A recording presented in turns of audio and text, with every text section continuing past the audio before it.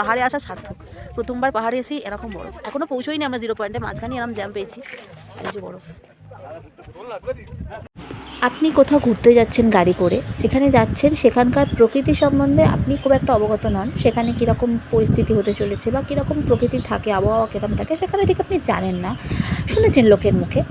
কিন্তু গাড়িটা যেতে যেতে হঠাৎ থেমে গেল, আপনি গাড়ি থেকে নেমে দেখলেন রাস্তায় বিশাল জ্যাম এবং আপনার চারপাশে দেখছেন শুধু সাদা বরফ। আপনার কীরকম অনুভূতি হবে? হ্যাঁ, ঠিক এরকমই অনুভূতি আমার হয়েছিল। আমি কোনোদিনও পাহাড়ে যাইনি, আর প্রথম যখন পাহাড়ে যাই একবারে 15,300 ফুট উঁচুতে সিকিম 0 পয়েন্টে পৌঁছোই, এবং পৌঁছবার আগেই রাস্তায় এরকম বরফ পেয়েছিলাম। Good morning. এখন ঘড়ি কাটায় ভোর 6টা। দৌড়ি বলছি কারণ বাইরে একদিন তো আলো নেই, আর কনকনের থেকেও কনকনে ঠান্ডা। এই জাস্ট উঠলাম, এখন মেয়ে ঘুমাচ্ছে, বাবা বাইরে গেছে একটু বাইরে হালচালটা দেখতে। আমি উঠে ফ্রেশ হবো, কারণ 6:45-7টার মধ্যে ব্রেকফাস্ট দেবে। ব্রেকফাস্ট করে আমরা 7:30 নাগাদ, 7:30 থেকে 8টার মধ্যে বেরিয়ে যাবো। আজকে যাবো হচ্ছে 0 পয়েন্ট আর ইয়ামথাং ভ্যালি। তারপর ওখান থেকে 4টার মধ্যে ফিরবো এখানে, কারণ 4টের সময় আমাদের এখানে লাঞ্চ দেবে, 4টের মধ্যে লাঞ্চ করতে হবে। আর এখানে লাঞ্চ করবো 4টের মধ্যে এসে, তার কারণ হচ্ছে এই এরিয়াতে দোকানপাট একদম নেই, মানে কোনো খাবার আলাদা কোনো ব্যবস্থা নেই, যা করতে হবে আমাদের এই হোটেলেতেই করতে হবে। তাই 4টের সময় আমরা লাঞ্চ করবো, তার জন্য ফিরে আসতে হবে। এই যে এরা আবার বাইরে যাচ্ছে একদম পুরো। দাদা দিয়ে যাও তো, দেরি হবে আসতে,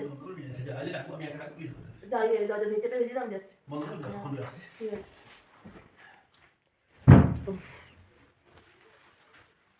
কলে গরম জল আছে, বাট স্নান করবো না, তো ঠান্ডা, দেওয়ালগুলো পুরো একদম ঠান্ডা হয়ে গেছে। সাইডেই আমাদের এইগুলো, এই জ্যাকেটগুলো আড়াল দিয়েছিলাম, কারণ মেয়ে তো সাইডে শুয়েছে, দেওয়ালের দিকে ওর ঠান্ডাটা লাগে, তাই এই দেওয়ালের দেওয়াল থেকে এসে মাথা পুরো ধুয়ে আছে। চেককে রেডি হয়নি, কারণ টাইম জলের মতো চলে যাচ্ছে, এই দেখছি 6টা, এই দেখছি 6:10 হয়ে যাচ্ছে। তো চলো টাটা, পরে আসছি। আমার সকালবেলা চা আর জ্যাম পাউরুটি ব্রেকফাস্ট ছিল, জ্যাম পাউরুটি, চা, জ্যাম পাউরুটি খেয়ে নিলাম।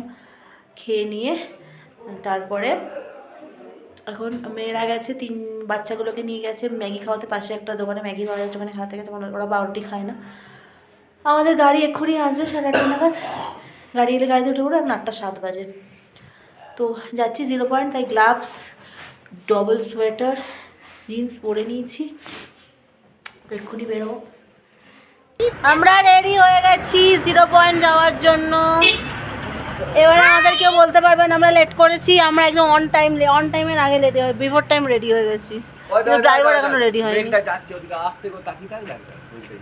ওই যে পাহাড়। এখন বাজে 8:48, আমরা বেরিয়ে পড়েছি 0 পয়েন্টের জন্য। এই যে সবাই গাড়িতে। ও আমাকে দেখালাম, এই যে বউ নাকের তলায় ঢুকে পড়েছে কানের তলায়। যাই হোক, শুনছি 0 পয়েন্টের ওখানে স্নোফল হচ্ছে, যেতে আমাদের প্রায় 2.5 ঘন্টা লাগবে। বেরিয়ে পড়েছি, ওয়েদার ভালো, আজকে ওয়েদার একটু রোদ উঠেছে, পাহাড়টা দেখা যাচ্ছে। অলমোস্ট পৌঁছে গেছি 0 পয়েন্টের কাছাকাছি, প্রায় 2 ঘন্টা মতো চলে এসেছি রাস্তা। আর রাস্তায় আমার প্রচণ্ড শরীর খারাপ হয়েছিল, কারণ আমার মোশন সিকনেস তাই বমির একটা টেন্ডেন্সি আছে।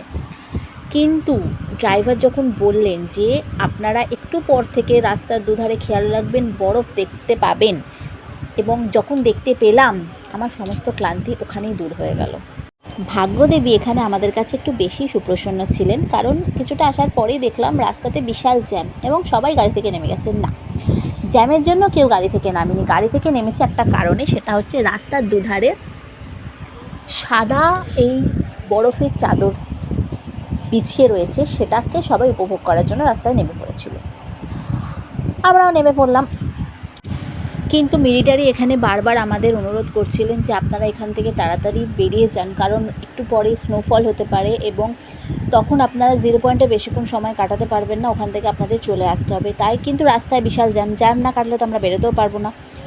তো যাই হোক, মিলিটারি তৎপরতায় আমাদের জ্যাম সুন্দর কেটে গেল এবং আমরা বেরিয়ে পড়েছিলাম 0 পয়েন্টের দিকে। আর এখান থেকে 0 পয়েন্ট খুবই কাছে, যাওয়ার দৃশ্যটাও অদ্ভুত সুন্দর, রাস্তার দুধারে শুধু সাদা বরফ। পুরো 0 পয়েন্টে হঠাৎ করে মানে 0 পয়েন্টে এসে গেছি, সবাইকার শরীর হঠাৎ করে খারাপ হয়ে গেছে, শ্বাসকষ্ট একটু হচ্ছিল, অক্সিজেন নিয়ে নিয়েছি। ওই 0 পয়েন্টের ভিউ। তারপরে এখানে এই দোকানটাতে চানা খেলাম, চানাটা খেয়ে শরীরটা খুব সুস্থ হলো। আর একটু কফি খেলাম, ওটাও খেয়েছি একটা করে সবাই। চানাটা খুব ভালো ছিল। এবার আস্তে আস্তে যাবো বরফের মধ্যে। এরপর আর কোনো ভিডিও করলেও কথা বলতে পারবো না, পরে আপডেট দিচ্ছি।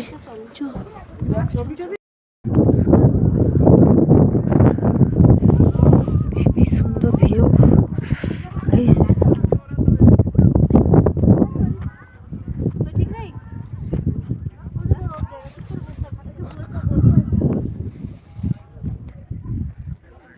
প্রচণ্ড কষ্ট হচ্ছে, যখন রোদ্দুরটা উঠছে তখন ভালো লাগছে, কিন্তু আমার তো গা গুলোচ্ছিল, সেই হয়তো একটা অস্বস্তি বোধ আছে।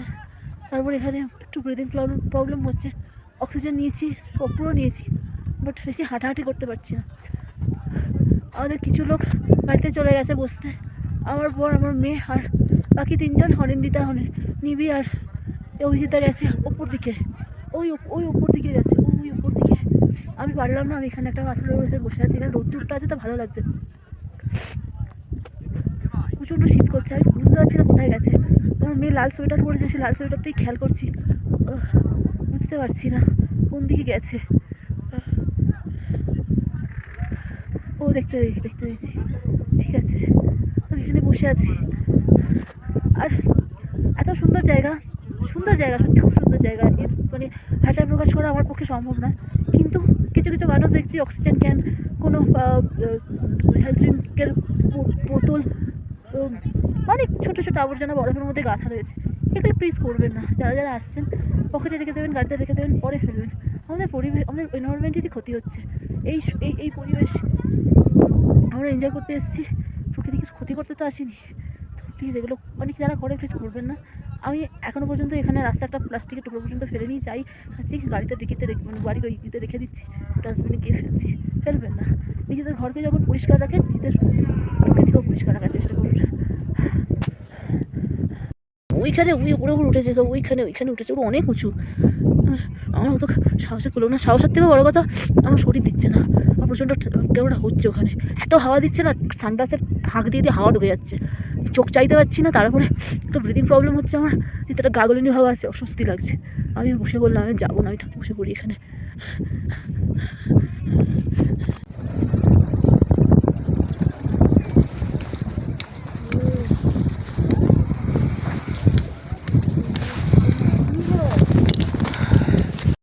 তো আমি তো 0 পয়েন্টের এখানে বেশি ঘুরতে পারিনি, কারণ আমার শরীর একদম ভালো ছিল না।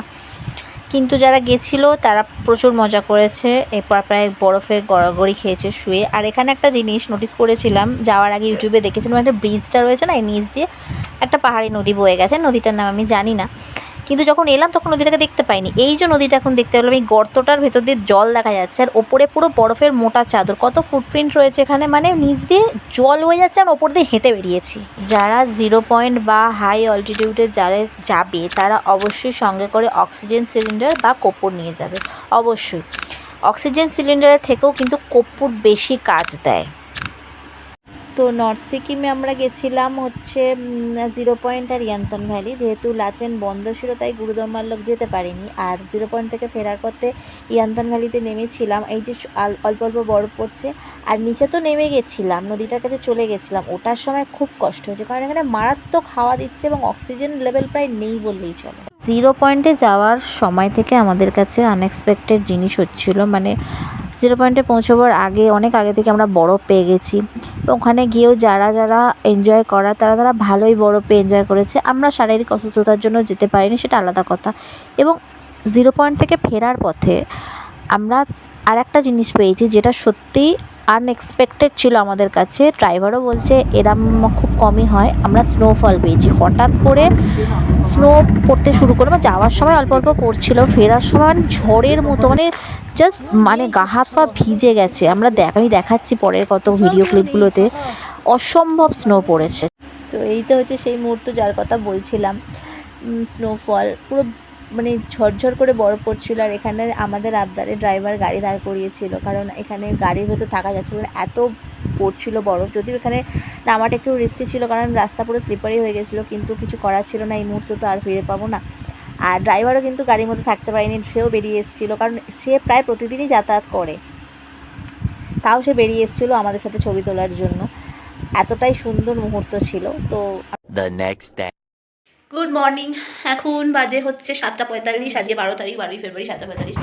আজকে আমরা লাচুং থেকে বেরিয়ে যাবো, গ্যাংটক চলে যাবো। 8:30 নাগাদ গাড়ি আসবে আমাদের। আজ আমরা লাচুং থেকে গ্যাংটক চলে যাবো, গ্যাংটক চলে যাবো। আর বাইরের ওয়েদার আমি এখনও বেরোইনি, তবে কাল রাত্রিরে লাচুংয়ে প্রচণ্ড বৃষ্টি হয়েছে, সন্ধ্যে থেকে প্রচণ্ড বৃষ্টি হয়েছে। আমরা দুপুরবেলা 2:30 নাগাদ ফিরে গেছি, কিন্তু সন্ধ্যে থেকে মারাত্মক বৃষ্টি হয়েছে। তেমনি ঠান্ডা, অতিরিক্ত ঠান্ডা, বাইরে বেরোয়নি। কিন্তু শুনলাম, মানে আমাদের ড্রাইভারও বলেছিল যে লাচুংয়ে বরফ পড়ে। আজ সকালবেলা দেখা গেছে আমাদের হোটেলের সামনে যে পাহাড় আছে বরফ, সেই পাহাড়ে বরফ পড়েছে। এখন আমি দেখিনি, গিয়ে দেখবো, একবারে বেরিয়ে গিয়ে দেখবো। আমি আগে আর বেরোবো না, একবার তো বেরোবো হোটেল থেকে, তখন দেখবো। তো ভালোই কাটলো লাচুং হোটেলটা। আমি রুমটা একবার দেখিয়ে দিচ্ছি। তো আমাদের হোটেলটা হচ্ছে বেসমেন্টে, এটা এদিক দিয়ে সিঁড়িটা হচ্ছে গ্রাউন্ড ফ্লোরে, উপরে রিসেপশন, গ্রাউন্ড ফ্লোর, এখান দিয়ে সিঁড়ি নেবে। এই দিকের ঘরটা হচ্ছে যে নিহারিকাদের, মানে নন ওদের ঘর। হ্যাঁ ওকে, আর এটা হচ্ছে নিবিদের ঘর, আর এটা হচ্ছে আমাদের ঘর। এই যে সিঙ্গেল রুম, একটা বেড আছে, আর মোটামুটি 3 জনের শুয়ে গেছি, আমার অসুবিধা হয়নি। একটা ড্রেসিং টেবিল, একটা টি টেবিল, আর এখানে বাথরুমে যা থাকে কমোডা পরিষ্কার পরিচ্ছন্ন বাথরুম। নাও খাইনি, আমিও খাবো না, ভালো লাগে না, 4টা খেতে খেয়ে নাও তুমি। এই যে বাথরুমে একটা কোমোড আছে, বালতি আছে, আর বেসিন আছে, আর গিজার তো আছেই, গিজার অল টাইম গরম জল পড়ছে, সমস্যা নেই। এটা আমাদের হোটেলের বাইরেটা। আর আমরা যে ট্যুরটা করেছিলাম নর্থ সিকিমের, ওটা আমরা গ্যাংটকে যে হোটেলে ছিলাম, হোটেল সিলভার ফার, তো ওখান থেকে ওরা ট্যুর অ্যারেঞ্জ করে দিয়েছিল সব কিছু, মানে হোটেল টু হোটেল। আর এখন আমি ফিরছি হচ্ছে গ্যাংটকে, ফিরতে ফিরতে তো আমাদের সন্ধে হয়ে যাবেই গ্যাংটকে।